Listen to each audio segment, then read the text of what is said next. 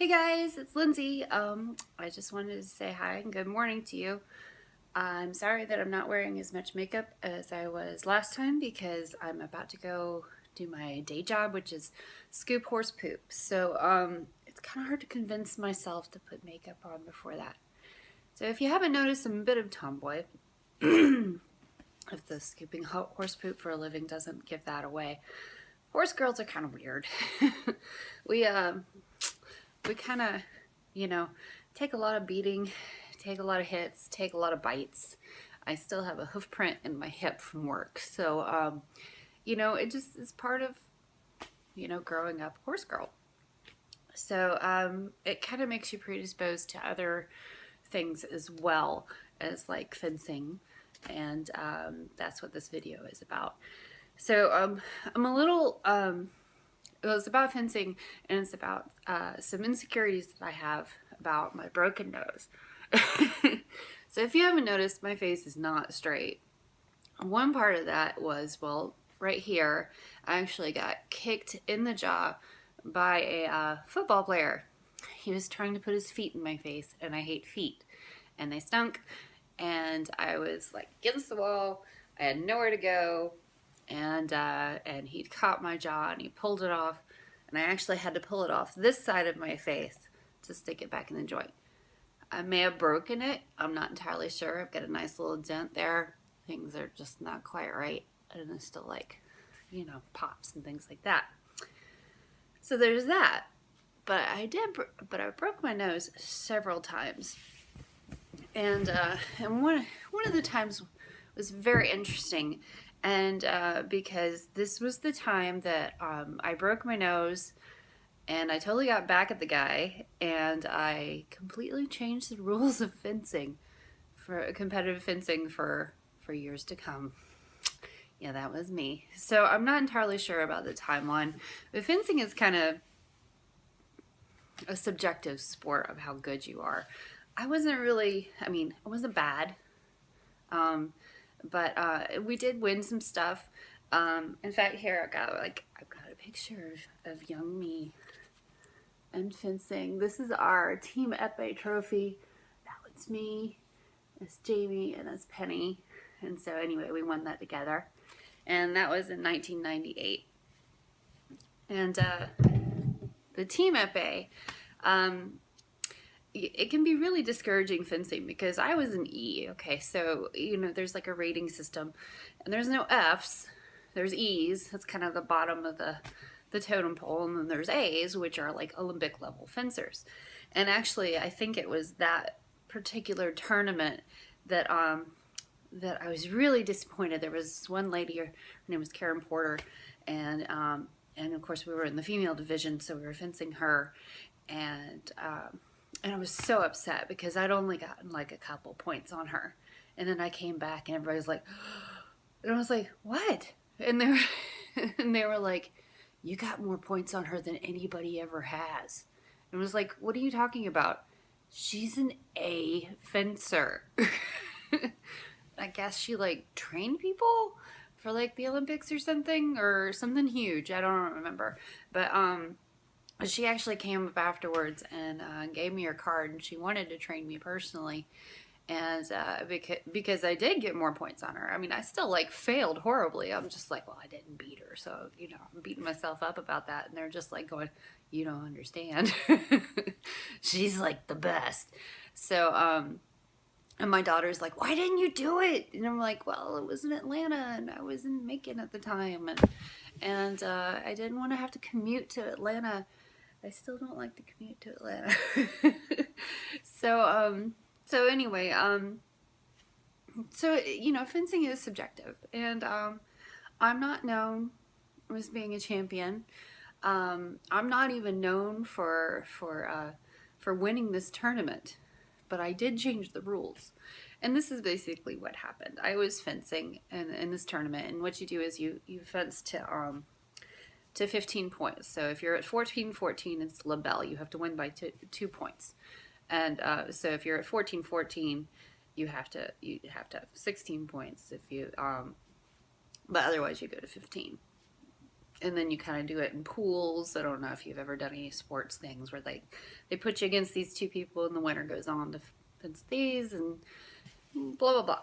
So anyway, I was having a really bad day at this tournament. I'm not entirely sure which tournament it was. I think it was the Jeff Elder, which is near Savannah. And it's held in the spring. Oh, funny story about the about the Team Epee one. Because it's held in the spring. It was like right after Easter. So before the fencing tournament, we went to the store. And so, of course, all the Easter candy was on sale. And so we ended up getting a whole bunch of Cadbury eggs. And you know how I said that I said I don't mean to. I think I'm being funny and I piss people off.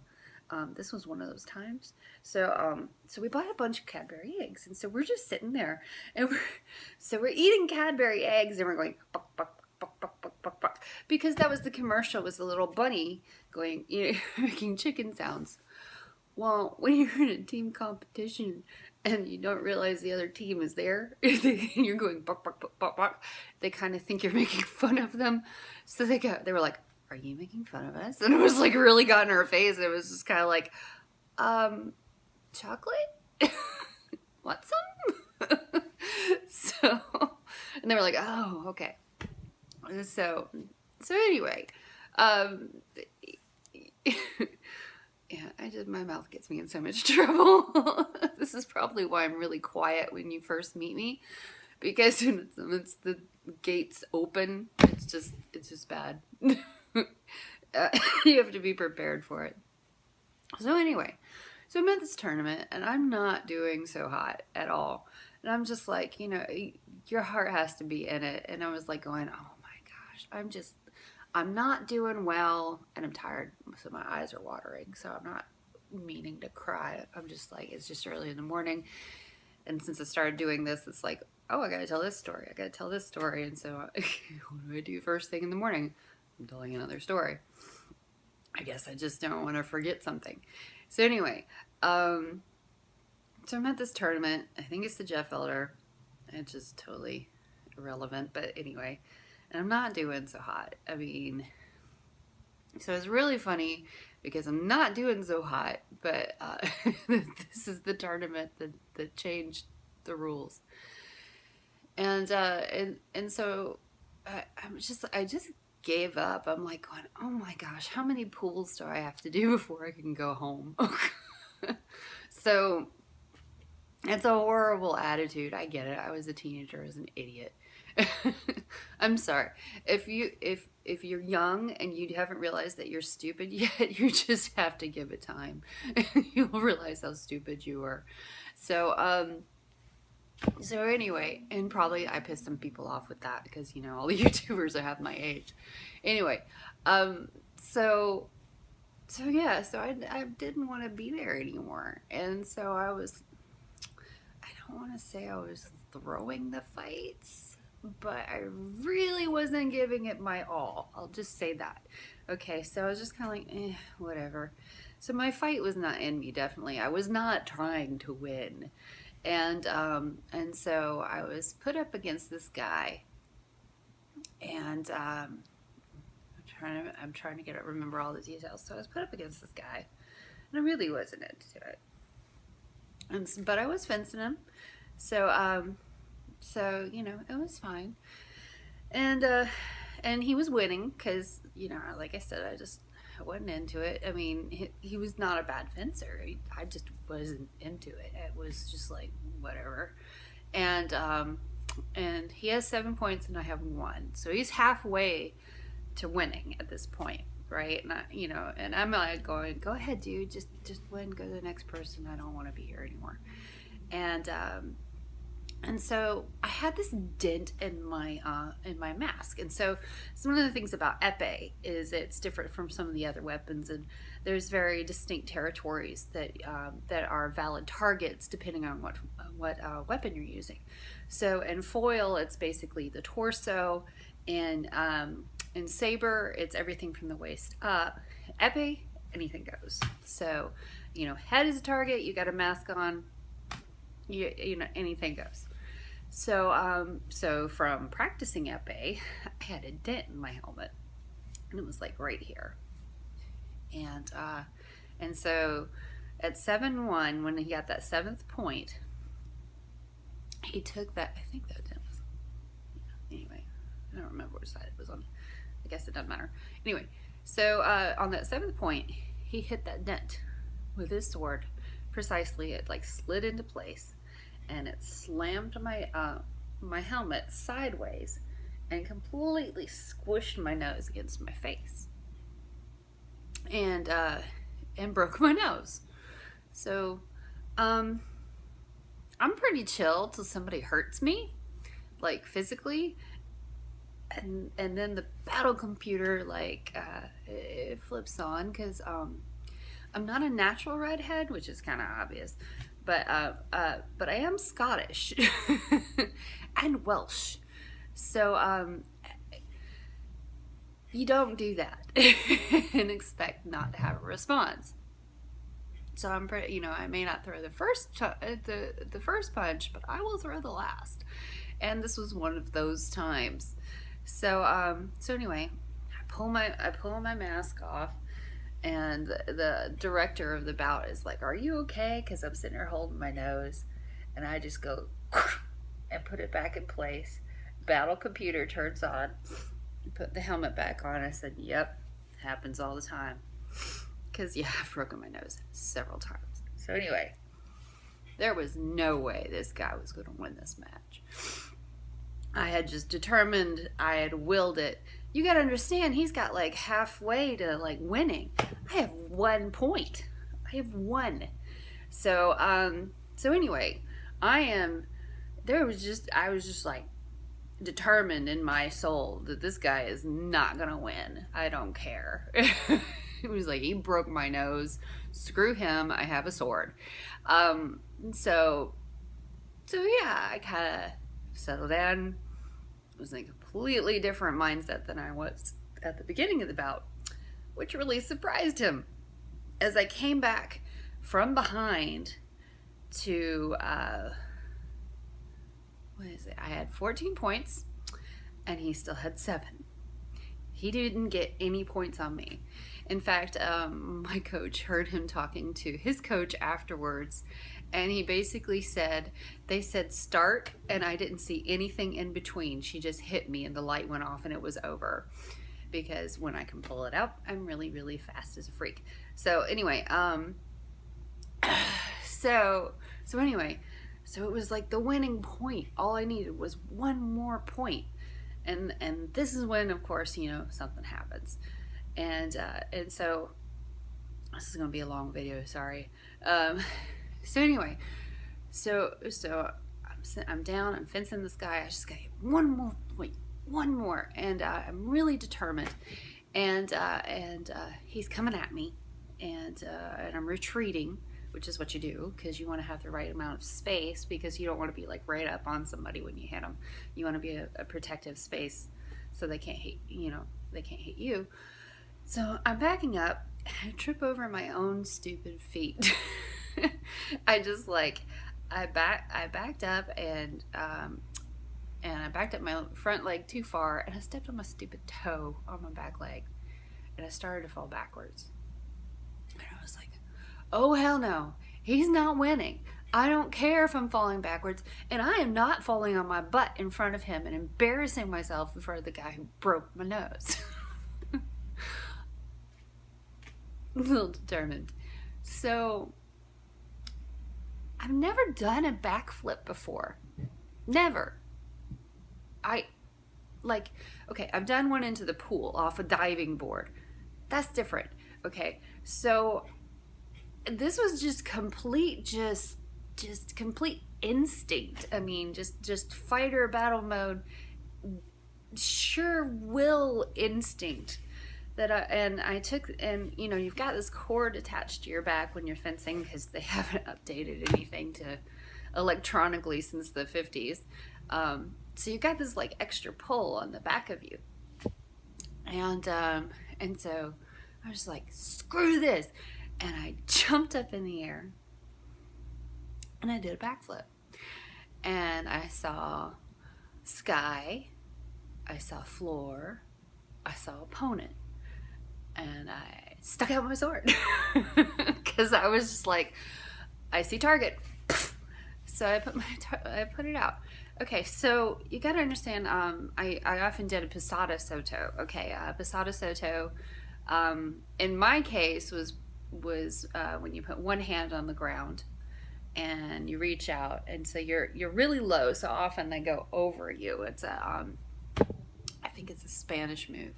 Anyway, and you're in a full lunge. I was in a Posada Soto in a full split when I landed. I'm still not sure how this happened.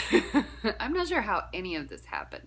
So I was in a split, but I had my hand on the floor because there is a rule that your back knee cannot touch the floor. Well, I had that much room from the ground, and I had my sword straight up. He had gone over me, and I had him like basically on my sword right over me, and and he backed up like, what the heck just happened? And this should have been my winning point. You gotta understand, this should have been my winning point. This was amazing. It was epic. Nobody does backflips and fencing.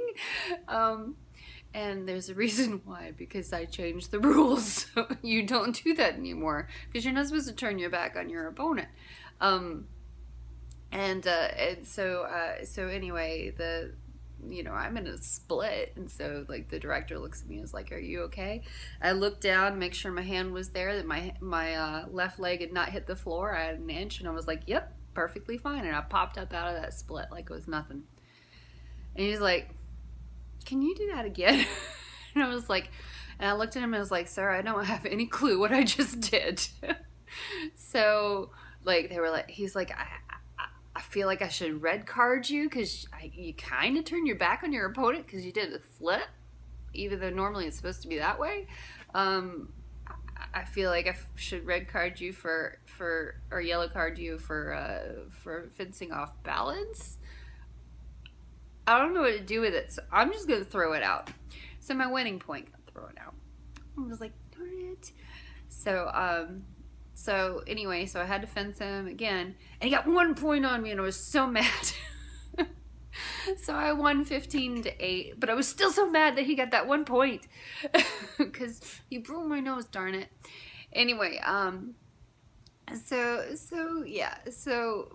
it was really funny with him just being like, "Oh, they said start, and she hit me, and I didn't see anything in between." Just that sticks with me. That gets me right here in the sternum. Anyway, so yeah, apparently nobody ever done anything like that before, and they changed the rules, like the serious rule book.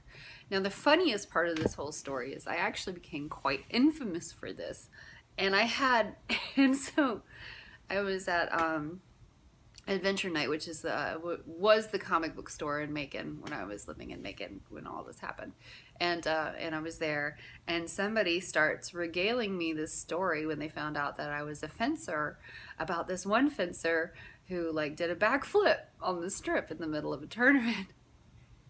And it was highly entertaining because I had my friends there, and they all just started pointing at me, and I'm just grinning because he's telling me my story, and we're like. And it was like, "That was you?" And I was like, "Yeah, that was me." Now I can never do it again, especially now I'm old and I'm fat and I'm like very well grounded. I'm not doing this, and I'm not motivated to do it or anything. I still don't know how I did it or what I did, but I was determined. I was like, no way. So never like doubt what you can do if you're really determined and you really put your mind to it. You could do just about anything, including apparently a backflip.